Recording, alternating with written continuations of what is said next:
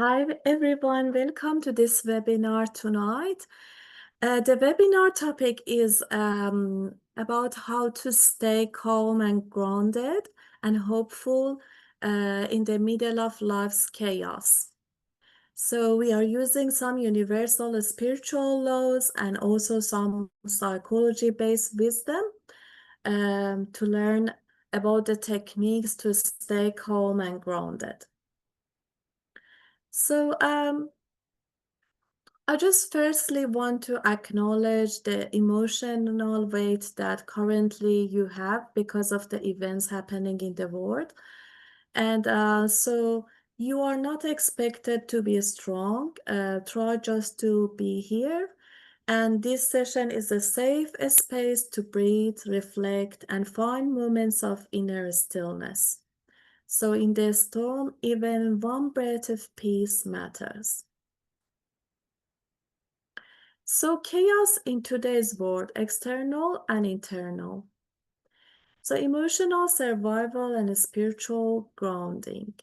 So this we have some spiritual roads that this really helps. There are some tools there if we know that they can help us to feel grounded. And these spiritual laws, they are they are in many religions also. They are underlying in many religions, but they are also laws that almost many people agree in the world that they can help to become grounded. So now currently many of us are worried about our loved ones and their safety and their future. We have some personal concerns, which I acknowledge that. So there are war, conflicts, and there are personal uncertainties about this emotional chaos. So there are some external factors, and also there are some personal factors there that everyone worries these days. So I start with talking about how our nervous system works. If you look at the image, there is like from the brain at the back, there is a nerve going down, which is this nerve is called the vagus nerve. And when fearful situation comes, it can overwhelm our body. And the responses would be hypervigilance, restlessness, helplessness, and these are natural protective mechanisms, not weaknesses. So you are not broken. This is your nervous system doing its job. So this nerve which is going through our body, when it becomes overactivated, it's called a polyvagal theory, which says we need to do some techniques to decrease its activation, which makes us calm and grounded. So when fear is shared across a community, it can overwhelm our body. So this collective trauma affects us both in the individual and also group levels. So now we are looking at some grounding activity. I want every one of you start now doing that. So try to put your hand on your heart and start doing deep breathing and do 3 rounds.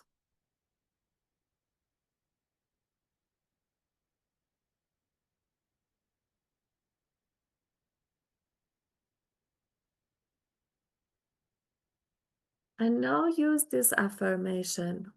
I'm safe in this moment. I'm allowed to pause. Repeat this phrase silently. I'm safe in this moment. I'm allowed to pause. So now gently put your feet on the ground and try to sit down in a relaxed position, and then try to scan your body from your head to toe. You can either close your eyes if you feel more relaxed, or you can open your eyes, but start scanning, paying attention to your forehead, and then paying attention to your cheeks, and then try to relax that. And now pay attention to your neck, and checking and see which part you feel more stress. Check your shoulder,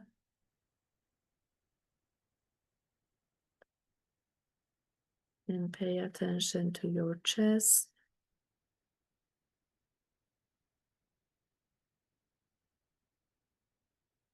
And then come to your belly.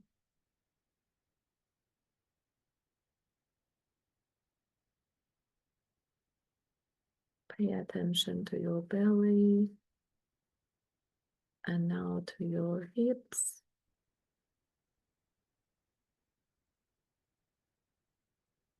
And then your thighs. And relax it. Your knees.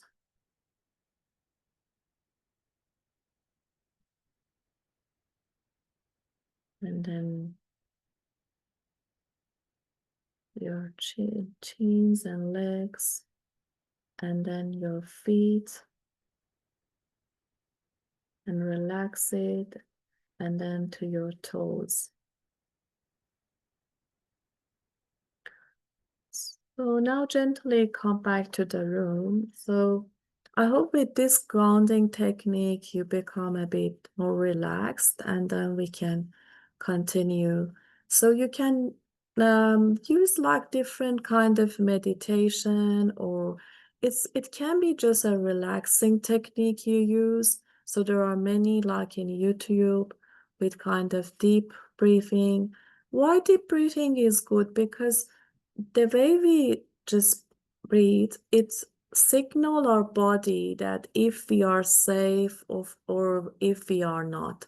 So it can affect on the cortisol level and affect on the hormones in our body. So whenever we feel that we are stressed, if we slow down breathing, then that can help to make us a bit more grounded.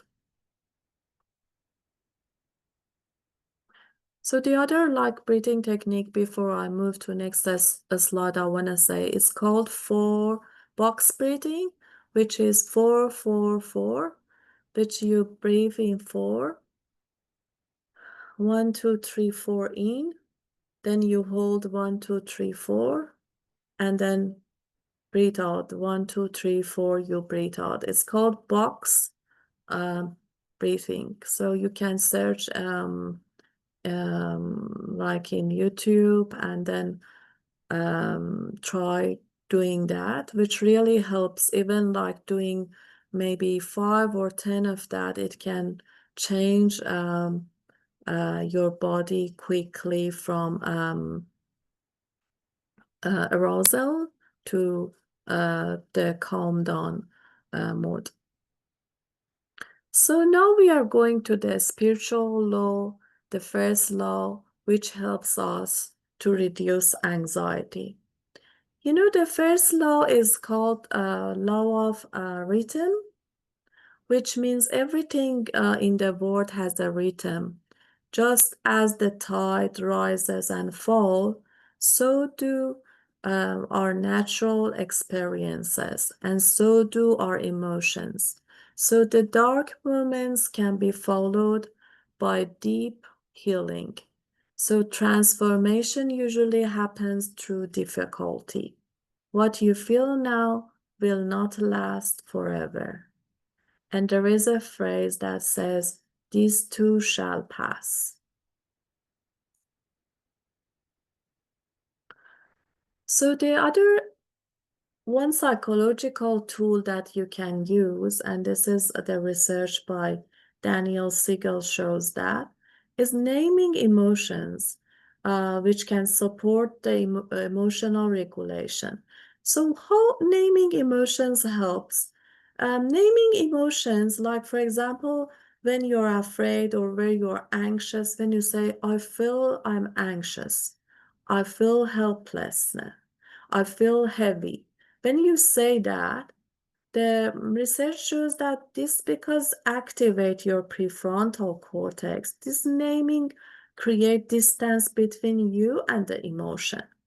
So then it can reduce its effect on your body. So when you are overwhelmed, label your emotion to reduce its power. So now we go to spiritual law 2, the law of polarity. So what does this law tell us that helps us that we can tolerate a stressful situation and chaos? Light and dark coexist. One makes the other meaningful. Without darkness, we wouldn't recognize light. Without sorrow, joy would lose its depth. Pain opens the heart to compassion. If you are grieving, you are still deeply human and alive. Both sorrow and hope can sit in your heart. So this is a very kind of good law that helps us when we are in dark moments in life, know that it's always polarities. If there is no night, we don't know the value of the day. And if there is no darkness, we cannot value the light. So all those two always coexist in all experiences for us and even in our emotions, and they change. And it's also helping us to kind of open to a kind of meaningful things. It's the opening for the coming meaningful things. So now we are going to practice another psychological techniques which really helps for grounding. This technique called 5, 4, 3, 2, 1. So everyone here, it's good to practice this technique. This is a famous one. It's one of the mindfulness technique, actually. I'm sure all of you have heard about mindfulness. So what are the 5 things you can see in the room? For example, me, I'm in my bedroom. I see my laptop. I see my glass of water. I see tissue box here. I see my mobile phone and my notebook. So you also find 5 things that you can see around you. I give you some seconds to do that. And then 4 things you can feel and touch. For example, I can feel the desk here. Again, I can feel like the fabric of my socks. I can feel the air going through my nose. Then I can feel my hand when I rub together. So these are 4 things. And then 3 things you hear. Listen, 3 things you hear. I can hear the sound of the clock. I can hear a cricket noise coming from outside. What else? Yeah, I can hear someone walking outside the building. So now 2 things you smell.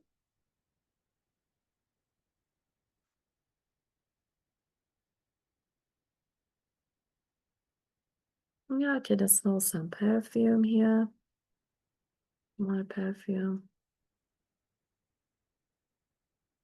Usually a smell might be hard to find too, but that's okay if you can't find.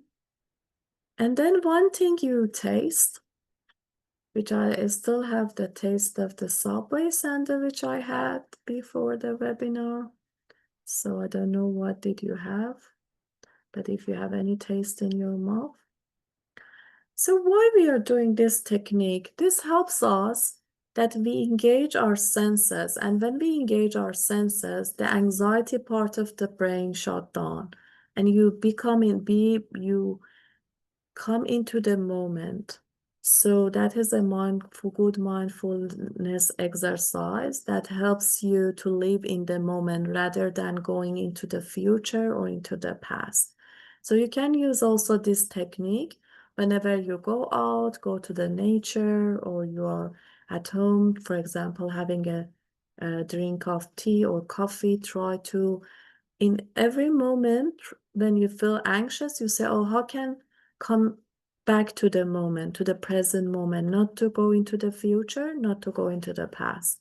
So what I'm doing now, what I'm hearing now, what I'm tasting now, how can more engage with my senses? What can I feel now? So in this way, you come more into the present moment and the fight and flight center of the brain calm down. So I hope that has helped. So now we go to the next one. So hope as a spiritual and psychological force. So this is a law which is it's both spiritual and both psychological. Hope is not blind. It's the belief that something better can emerge. Even in war, love survives. Connection and meaning persist through difficulty. And hold on to purpose. So it's very important that we know that always we can have this belief that something better can emerge. And what is the point of doing that? Um, I always say this, if you have a thought and you think it's not helping you to feel better, just try to replace with something that you feel better. So why we should, because we always can see the half of the glass which is full and the half which is empty. So which one gives you the better feeling? Some people are got addicted to the anxiety or stress hormones because all those bring addiction. Be careful not to get addicted to the anxiety hormones or to depression hormones, because when your body get addicted, then you are just chasing and looking at the things that bring all those emotions back to your body. But hope is so good. Why? Because you always look at the half of the glass which is full, and if you can practice this technique, your mind after a while get used to all the time shifting the focus from negative to positive. And in this way, you can feel better, and other around you also, if they hear the more positive story from you, then they feel better too. And so the other things which is very important is always in everything that happens, if we try to find a meaning for that, a kind of faith, or is it a service you can do, or a kind of maybe that's a healing in that, or if you can find a sense of purpose or meaning in something, even when it is very hard or difficult situation, it becomes much easier to bear that. So there is hope theory, which is a force from Sanders, and it says that try to set some goals and then try to find some pathways towards those goals. And also the agency means that believe that you can kind of reach to your goals. So this is like a hope theory. And there was also a research which I recently was having a look, and it was saying that, They have done a longitudinal research, means doing a research on like during several years, and they look at the people who have been optimistic and the people who have been pessimistic, and then their health, their effects on their health. And they notice that the people who are optimistic, they have a kind of 25% chance of living longer. So at least you know what hope can do, even if it's not realistic things you think, it can, make you have like kind of less stress hormone in your body, and then you stay younger and you stay healthier and you live younger. So it's just never underestimate how this hope and positive thinking can sometimes help.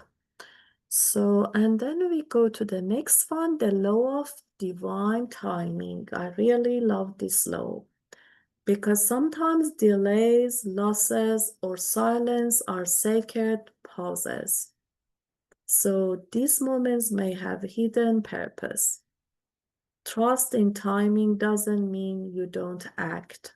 It means you release what is beyond your control, so you can walk and wait at the same time.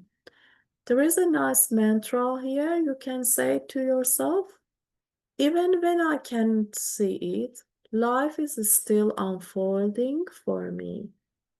And I think one good mantra would be, you know, I have trust and certainty that everything will unfold in a good divine timing for me, and I trust the journey. So this is very good because it means that when you don't have control on something, we try to be patient and have trust and know that in the right time, things will happen. So, and then how we can create emotional safety daily. So in chaotic times, emotional safety becomes a lifeline. It's very important. So limit media exposure to once a day. So that is very, I think discipline is very important. I know that many people struggle, we get like addicted to their mobile phone, but try to, I think just maybe stick to one like maybe news channel and just check the news channel, for example, once during a day or maybe once in the morning or once in the afternoon, or do something, have a routine for yourself, checking media all the time and chasing, what's happening. So that can have negative impact. And what I want to say here, which is very important, you know, anxiety, we never know. It's like, when the tides come, when you don't know swimming, you go to the water and you say, oh, there are some waves there. And then it would be okay, it's just little bit waves and I play with that. But then suddenly you might drown, yeah? So it's the same with anxiety. Don't let it overload and gets to the point that your body gets sick, or then you cannot control that, because when the amygdala, the part of brain which is responsible for anxiety, when it fires over and over, then it becomes like in an alert state long. And then what happens, it can affect your health, to the events happening around you, and it becomes under control. So before it becomes under control, if you see if you have high one, try to reduce. So one thing would be limit media exposure. The other thing might be doing some meditation with lighting a candle at night or in the morning, and some praying for the loved ones, and create some rituals that provide comfort and connection. And some also gentle movement like walking in nature. Don't take your mobile phone, stretch, breathing deeply.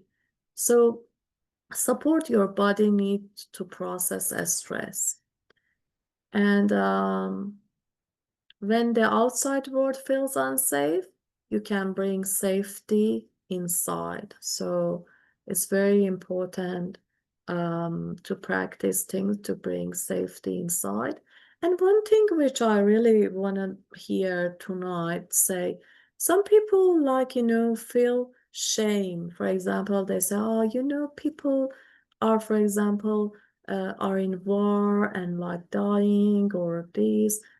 It's not, for example, they feel if they become also stressed out or anxious and all the time sad, they are empathizing with those people. And if they, for example, put the music and do the dance or go to gym or like have fun, they feel shame. Don't feel shameful for doing those things because you are human and your body can tolerate a stress in a level. And the best thing we can always do is look after ourselves and try to be grounded and bring good emotions inside.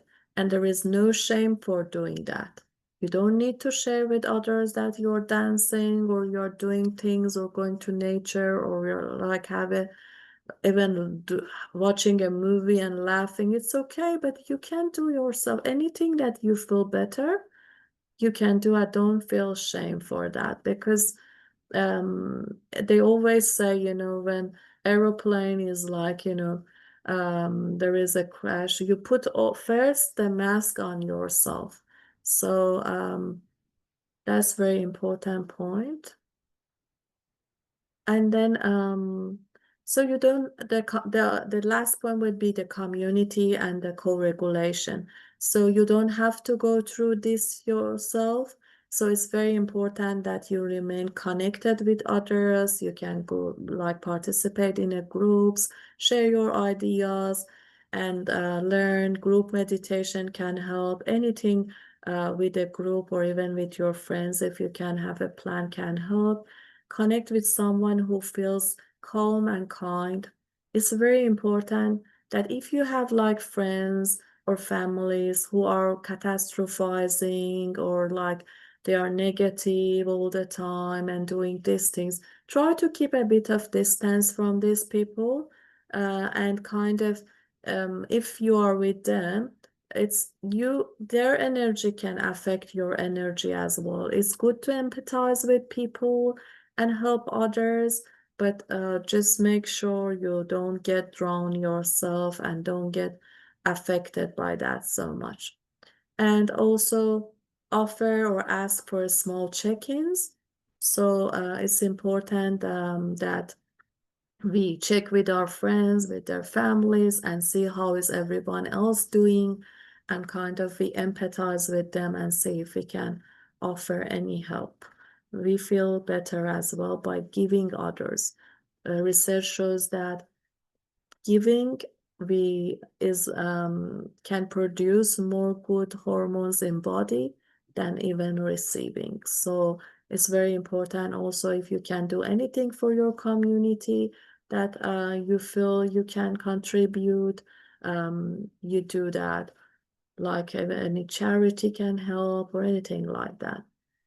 So now I want you to reflect and in a journal, write what gives me hope right now. Um, so have some quiet time, and what is one thing that you can do each day to feel grounded. So try to find this and just be conscious about the hormones running in your body. And if you have a conversation or going through something which is stressful and news or anything, right after that you can do something that kind of relax you and come back to the normal state. Because if you just being high, anxious, then you might it get overwhelmed. So try to practice grounding techniques. Um, every hour, I think what I recommend, like every hour, just some deep breathing, where I am I focusing on my job, how is my body doing, what can I do to feel better. Try to bring all those and do those checking with yourself. Don't get to the end of the day and feel, oh my goodness, from the morning I've just been checking news and everything, and now I feel, all the tension in my body. So you are not expected to have all the answers. You are allowed to rest, breathe, and trust the process. So any kind of meditation circle or private session or community care, it would be good. And thank you very much, everyone, for being here. So your presence really mattered to me. And thanks again. So, stop recording.